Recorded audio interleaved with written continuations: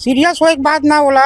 वो डॉक्टर मन हा एक आना एक जाना, एक आना एक जाना ऐसे करके करी से ओकर बाद बोला व्हील चेयर में बिठार के दुरुग लगी से। जिस दिन भर्ती करे हैं ते दिन बहुत अच्छा बोली से, और ऑपरेशन के बाद वो बोल बेच नहीं करे हो हमारे मन से। अच्छा शिक्षा मिलते है कि आदमी प्राइवेट स्कूल में पढ़ाते लड़का ला, तो भाई हम प्राइवेट हॉस्पिटल में अच्छा इलाज हो कि तो भर्ती करे रहे हैं। यह सिर्फ एक अस्पताल की कहानी नहीं, यह उस बेईमान मेडिकल माफिया की कहानी है जो गरीब मरीजों की मजबूरी को कमाई का जरिया बना रखा है। और कानून, इंसानियत और नर्सिंग होम एक्ट तीनों का मजाक उड़ाया जाता है। ये हालात हैं धमधा के श्रेया अस्पताल के, जिसका फिलहाल लाइसेंस रद्द कर दिया गया है। डॉक्टर और प्रबंधक पर एफआईआर के बाद नर्सिंग होम एक्ट के तहत मिला लाइसेंस नंबर DURGO लाइसेंस भी निरस्त कर दिया गया है। हैरानी की बात तो यह भी है कि हमारा सिस्टम 43 दिन बाद जागा। स्वास्थ्य विभाग ने महिला के इलाज में लापरवाही और शव के साथ अमानवीय दुर्व्यवहार की जांच रिपोर्ट आने के पूरे 43 दिन बाद कार्रवाई की है। कार्रवाई में देरी को लेकर कई सवाल खड़े हो रहे हैं।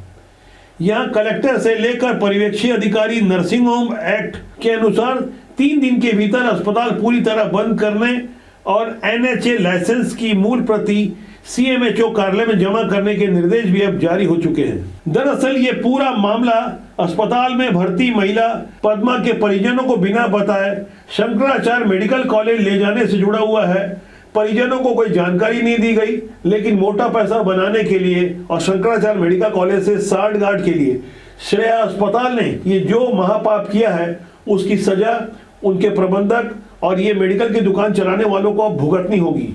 मौत के बाद शव के साथ जो दरंदगी हुई, ये मामला भी कम हैरान करने वाला नहीं है। शंकराचार्य मेडिकल कॉलेज की कैजुअलिटी में जैसे ही महिला के मृत होने की पुष्टि हो गई, अस्पताल के कर्मचारी शव को लवारिश छोड़कर वहां से भाग गए। इससे हम अंदाजा लगा सकते हैं कि किस तरह से गरीबों के साथ अन्याय होता है, किस तरह से अमानवीयता होती है। परिजनों को झूठ और धोखा देकर जब अगले दिन परिवार के सदस्य अस्पताल पहुंचे तो उन्हें बताया गया कि महिला की मौत हो चुकी है, उसकी लाश शंकराचार्य मेडिकल कॉलेज में है।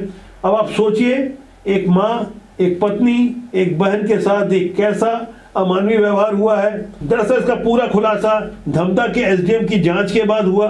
SDM धमधा की अध्यक्षता में जो जांच हुई थी उसमें साफ तौर पर लिखा हुआ है कि ड्यूटी में डॉक्टर अभिषेक पांडे और प्रबंधक मनीष राजपूत ने इलाज में लापरवाही की और शव के साथ दुर्व्यवहार किया।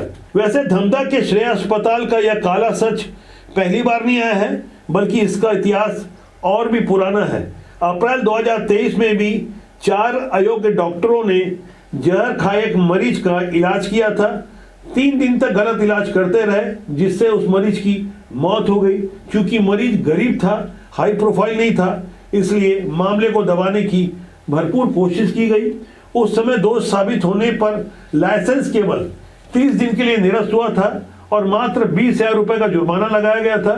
उसका नतीजा ये रहा कि श्रेया अस्पताल धमधा में फिर से चलता रहा। न मालूम ऐसे कितनी और मौत हुई होगी, लापरवाहियां की गई होगी, लेकिन सिस्टम ने चुप्पी साध ली, जिसका खामियाजा गरीब भुगत रहा है, आम आदमी भुगत रहा है और मेडिकल माफिया अपने पैसे बना रहे हैं। ऐसे हाल बेहाल सिस्टम के बाद पीड़ितों के परिजनों के आंखों से आंसू और सवाल निकल रहे हैं, क्या गरीब की जान की कोई कीमत नहीं। मैं गिरी सांगन में तो रात में गिरी से ओकर बाद हम दूसरा रोज भर्ती करे ले गई से श्रेया हॉस्पिटल में। तो दूसरा दिन बोलिस कि इसके कर पैरा यह करी से एक्सरा, तो एक पैर है हड्डी टूट गए करके, तो ऑपरेशन करी दूसरा रोज। तो ऑपरेशन करके निकाली से ओकर बाद वो खाना खाना और बंद हो गई से, खाना भी नहीं दी से। तो खाना करके हम पूछे ना, तो बोली से अभी ऑपरेशन हुआ है, बाद में देंगे ऐसे की। तो ऐसे ऐसे दूसरा दिन हो गए। तो दूसरा दिन गंभीर रूप से एकदम ये हो गए, क्रिटिकल हो गए, मतलब ज़्यादा सीरियस हो गए। सीरियस हो एक बात ना बोला। वो डॉक्टर मन हा एक आना एक जाना, एक आना एक जाना ऐसे करके करी से ओकर बाद बोला व्हील चेयर में बिठार के दुरुग लगी से। अब वो हॉस्पिटल वाले को हो है काबर भर्ती हम वहाँ श्रेया हॉस्पिटल में करे हैं, और वहाँ जाके अज्ञात हो गया लाश।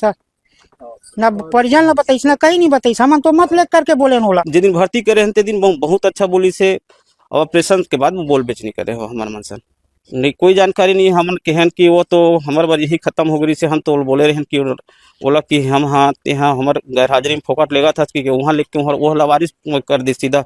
अब जब भाई हम हाँ बोला भाई अच्छा शिक्षा मिलते कि आदमी प्राइवेट स्कूल में पढ़ाते लड़का ला तो भाई हम प्राइवेट हॉस्पिटल में अच्छा इलाज हो कि तो भर्ती करे रहे हैं अभी तक के मोला ना वो डिस्चार्ज करे देख रो यह नहीं दे मोला दस्तावेज नहीं हाँ इलाज हो तेकरो मोल कोई दस्तावेज नहीं दे अभी तक के। ये दिल दहला देने वाली घटना बताती है कि कैसे कुछ प्राइवेट अस्पताल मुनाफे के लिए गरीब मरीजों को लूटते हैं और कानून को अपनी जेब में रखते हैं। बिगुल न्यूज़ की खबर सिर्फ लाइसेंस रद्द होने से संबंधित नहीं है, ये एक चेतावनी है उस अस्पताल के लिए, उस मेडिकल माफिया के लिए जो मरीजों को ग्राहक और इलाज को धंधा समझता है। बिगुल न्यूज़ पूछता रहेगा क्यों 43 दिन लगे, क्यों 40 दिन तक एफआईआर नहीं हुई और कौन जिम्मेदार है उस मौत का। हम आपके साथ हैं क्योंकि ये लड़ाई इंसाफ की है। बिगुल न्यूज़ हमेशा आपके साथ बना रहेगा। ब्यूरो रिपोर्ट, बिगुल न्यूज़।